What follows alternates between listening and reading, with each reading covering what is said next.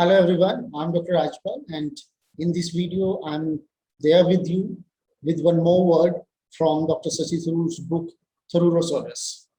And in this video I'm going to take up the word from the book, and the word is Epicaricacy.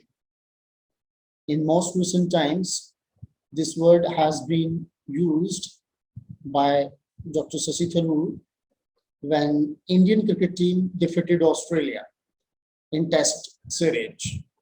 So epicaricacy is a noun, and it means deriving pleasure from the misfortune of others.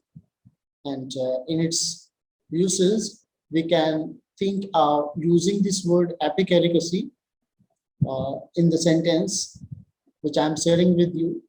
When the boastful Australian cricket team was defeated by India in the Test series, Dr. Tharoor's epicaricacy knew no bounds. I hope, like other videos, you must have enjoyed this one as well. If you are new on this channel, please subscribe the channel and don't forget to press the bell icon. Thank you for watching. Stay tuned into TEC. Keep watching, keep learning. Thank you.